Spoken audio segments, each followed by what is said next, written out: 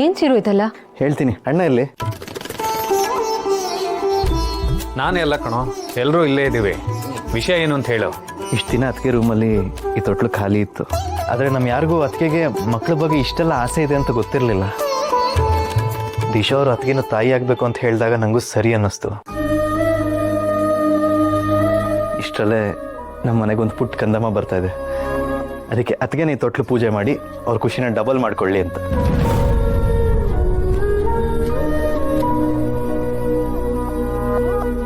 Actually ಈ idea ಕೊಟ್ಟಿದ್ದೆ ದಿಶಾ. ಪರವಾಗಿಲ್ಲ ಕಣೋ ಚಿರು, ಇಷ್ಟು ದಿವಸ ಹೆಂಡತಿ ಮೇಲೆ ಕೆಂಡ ಕಾರ್ತಿದ್ದೋನು ಈಗ ಅವ್ಳು ಮಾತೆಲ್ಲ ಕೇಳ್ತಿದ್ಯಾ. Very good improvement. ಒಳ್ಳೇದನ್ನು ಯಾರು ಹೇಳಿದ್ರು ಕೇಳಲೇಬೇಕಲ್ಲ ಚಿಕ್ಕಪ್ಪ. ಒಳ್ಳೇದನ್ನು ಕೇಳೋದ್ರಲ್ಲೇನು ತಪ್ಪಿಲ್ವಲ್ಲ. ಆ್ಯಕ್ಚುಲಿ ಈ ಥಿಯರಿ ಅಣ್ಣಂದು. ಸರಿ ಸರಿ, ಸರಿಯಾಗಿ ಹೇಳಿದೆ ಕಣಗಳು. ಯಾಕೆ ಸೌಂದರ್ಯ, ಏನಾಯ್ತು?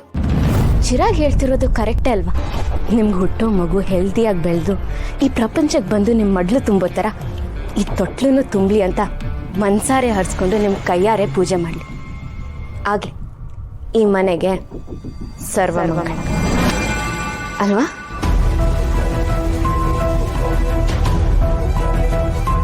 ಮನ್ಸಾರೆ ನಿಮ್ಗೆ ಹುಟ್ಟೋ ಮಗುಗೆ ಒಳ್ಳೇದಾಗ್ಲಿ ಅಂತ ಸಂಕಲ್ಪ ಮಾಡಿಕೊಂಡು ಪೂಜೆ ಮಾಡಿ. ಈ ಮನೆಗೆ ನಿಮ್ಮಿಂದಲೇ ಮೊದಲನೇ ವಂಶೋದ್ಧಾರಕ ಬರಬೇಕು ಅಂತ ನಮ್ಮೆಲ್ಲರೂ ಆಸೆ, ಮಾವನ ಕನಸು ಕೂಡ. ಸೌಂದರ್ಯ, ಹೋಗಮ್ಮ, ಪೂಜೆ ಶುರು ಮಾಡಿ ಹೋಗು.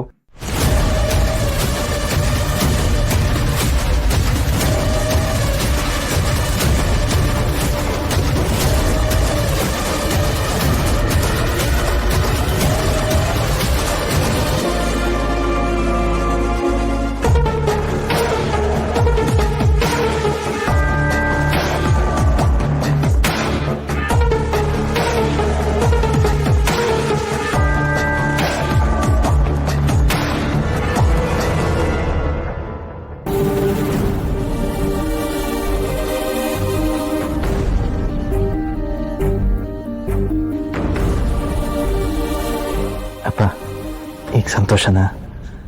ಮನೆಗೆ ಕಂದಮ್ಮ ಬರ್ತಾ ಇದೆ.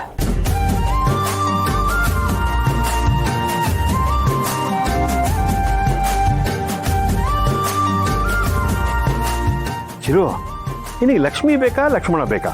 ಮನೇಲಿ ಯಾವತ್ತಿದ್ರೂ ಹೆಣ್ಮಕ್ಳಿದ್ರೇ ಲಕ್ಷಣ. ಅದಕ್ಕೆ ನನಗೆ ಲಕ್ಷ್ಮಣನಿಗಿಂತ ಲಕ್ಷ್ಮಿ ಇದ್ರೇ ಇಷ್ಟ. ಒಳ್ಳೆ ಮಾತು ಹೇಳಿದೆ ಬಿಡು.